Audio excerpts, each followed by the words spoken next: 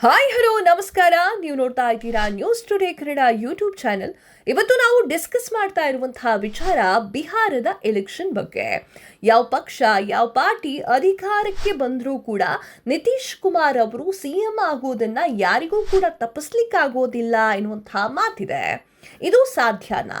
ನಿತೀಶ್ ಕುಮಾರ್ಗೆ ಈ ಸಲ ಸಿಎಂ ಪಟ್ಟ ಸಿಗುತ್ತಾ ಇಲ್ಲವಾ ಅನ್ನೋದನ್ನ ಈ ಒಂದು ವಿಡಿಯೋದಲ್ಲಿ ನೋಡ್ತಾ ಹೋಗೋಣ. ಹಾಗೆ ಸಮೀಕ್ಷೆ ಏನ್ ಹೇಳ್ತಾ ಇದೆ ಇದೆಲ್ಲದರ ಬಗ್ಗೆಯೂ ಕೂಡ ಈ ಒಂದು ವಿಡಿಯೋದಲ್ಲಿ ಮಾತನಾಡೋಣ. ಪಟಾಕಿ ಯಾರದ್ದೇ ಆಗಿರ್ಲಿ ಅದನ್ನ ಅಂಟಿಸೋರು ನಾವಾಗಿರ್ಬೇಕು ಅನ್ನೋ ಹಾಗೆ ಜನಾದೇಶ ಯಾವ ಪಾರ್ಟಿಯ ಪರವಾಗಿದ್ರೂ ಕೂಡ ಮುಖ್ಯಮಂತ್ರಿಯಾಗಿ ಮುಂದುವರಿಯಲು ನಿತೀಶ್ ಕುಮಾರ್ ಯಶಸ್ಸನ್ನ ಪಡೆಯುತ್ತಲೇ ಬಂದಿದ್ದಾರೆ. ಎಂಥದ್ದೇ ಪಕ್ಷ ಅಥವಾ ಎಂಥದ್ದೇ ಮೈತ್ರಿಕೂಟದ ಜೊತೆಗೆ ಯಾವತ್ತೂ ಕೂಡ ನಿಯತ್ತಾಗಿ ಇರಲೇ ಇಲ್ಲ ನಿತೀಶ್ ಅವರು. 2 ಅವಧಿಯಲ್ಲಿ 18 ವರ್ಷ ಬಿಹಾರದ ಮುಖ್ಯಮಂತ್ರಿಯಾಗಿದ್ದವರು. 2ನೇ ಟರ್ಮ್ನಲ್ಲಿ ನವೆಂಬರ್ 20, 2015ರಿಂದ ಅಧಿಕಾರದಲ್ಲಿದ್ದಾರೆ. ಅಂದ್ರೆ ಅವರ ಅವಕಾಶವಾದಿ ರಾಜಕಾರಣಕ್ಕೆ ಇನ್ನೊಂದು ಎಕ್ಸಾಂಪಲ್ ನಾನು ಕೊಡಬೇಕು ಅನ್ನೋದಿಲ್ಲ.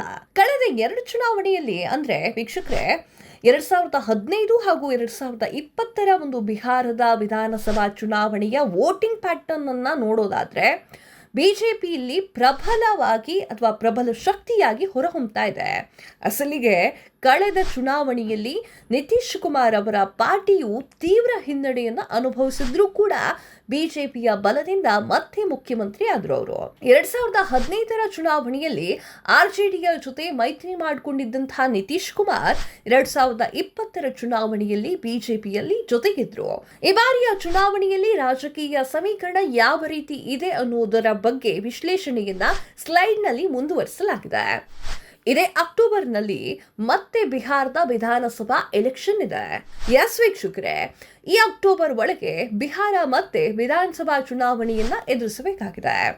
ಇದಕ್ಕೆ ಬೇಕಾಗಿರುವಂತಹ ಪೂರ್ವ ತಯಾರಿಯನ್ನ ಮಹಾಗಠಬಂಧನ್ ಮತ್ತು ಎನ್ಡಿಎ ಮೈತ್ರಿಕೂಟದ ಜೊತೆ ಇತರ ಪಕ್ಷಗಳು ಕೂಡ ಮಾಡ್ತಾ ಇದೆ.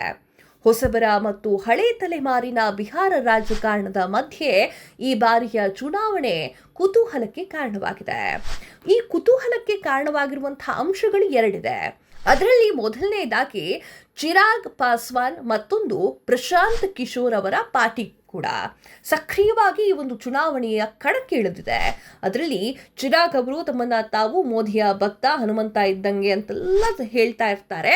ಆದರೆ ಅದ್ಯಾಕೋ ಅವರ ನಡೆ ತುಂಬಾ ದಿನಗಳಿಂದ ಸಂಶಯಕ್ಕೆ ಕಾರಣವಾಗ್ತಾ ಇದೆ.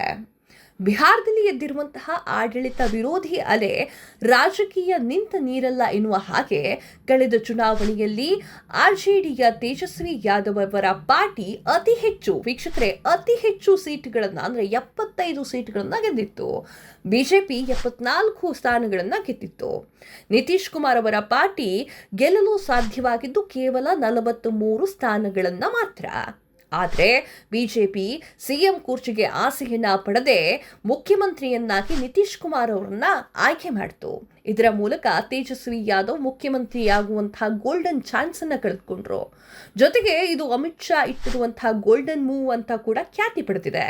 ಆದರೆ ಕಳೆದ ಹಲವು ವರ್ಷಗಳಿಂದ ಆಡಳಿತ ವಿರೋಧಿ ಅಲೆ ಎದ್ದಿರೋದು ಹಲವು ಚುನಾವಣಾ ಪೂರ್ವ ಸಮೀಕ್ಷೆಯಲ್ಲಿ ರುಜುವಾತಾಗಿದೆ. ಅದುವೇ ಅಮಿತ್ ಶಾ ಅವರಿಗೆ ಈಗ ತಲೆನೋವಾಗಿ ಕಾಡ್ತಾ ಇರುವಂತದ್ದು. ಅದ್ರ ಬಗ್ಗೆ ಆಮೇಲೆ ಡಿಸ್ಕಸ್ ಮಾಡ್ತಾ ಹೋಗೋಣ. ಬಿಹಾರದಲ್ಲಿ ಯಾಕೋ ರಾಜಕೀಯ ವಾತಾವರಣ ಎನ್ಡಿಎ ಮೈತ್ರಿಕೂಟದ ಪರವಾಗಿಲ್ಲವೋ ಎನ್ನುವಂತಹ ಅಸಮಾಧಾನ ಬರಲು ಕಾರಣ ಇತ್ತೀಚೆಗೆ ವಿವಿಧ ಧಾರ್ಮಿಕ ಸಂಘಟನೆಗಳು ಕರೆ ನೀಡಿದಂತಹ ಭಾರತ್ ಬಂದ್.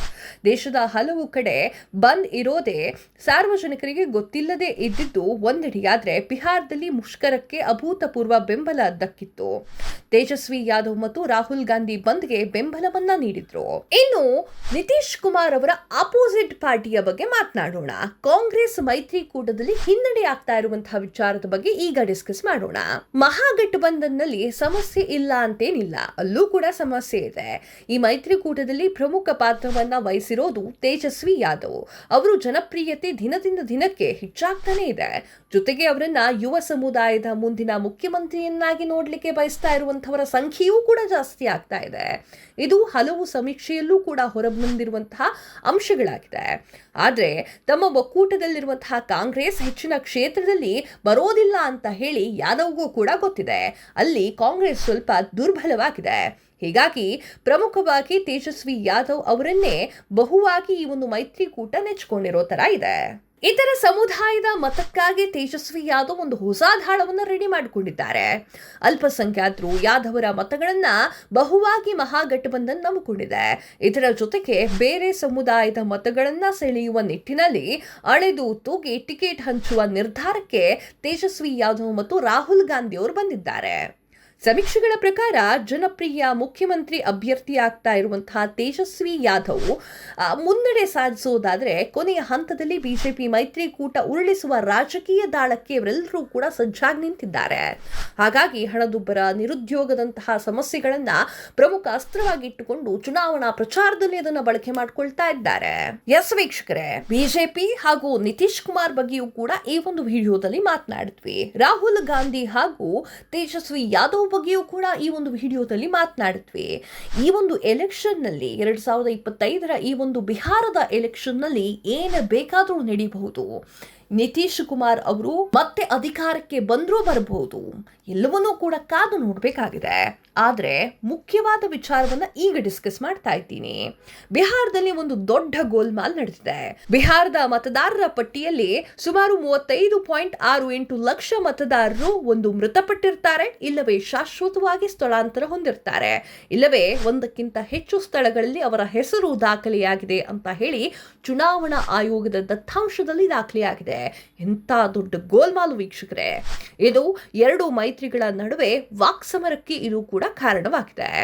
$1 ಮಿಲಿಯನ್ ಪ್ರಶ್ನೆಯ ಮಾತು ಅಂತಂದ್ರೆ ಇದು. ಈ ಒಂದು ಮತಗಳು ಯಾರ ಬುಟ್ಟಿಗೆ ಸೇರಿದ್ದು ಅನ್ನೋದೇ ಒಂದು ದೊಡ್ಡ ಪ್ರಶ್ನೆಯಾಗಿದೆ. ಇದಾಗಿತ್ತು ಈ ಹೊತ್ತಿನ ಅಪ್ಡೇಟ್ಸ್. ಮತ್ತಷ್ಟು ಸುದ್ದಿಗಳಿಗಾಗಿ ನೋಡ್ತಾ ಇರಿ news today Kannada YouTube channel. Subscribe ಮಾಡಿ. ಧನ್ಯವಾದಗಳು.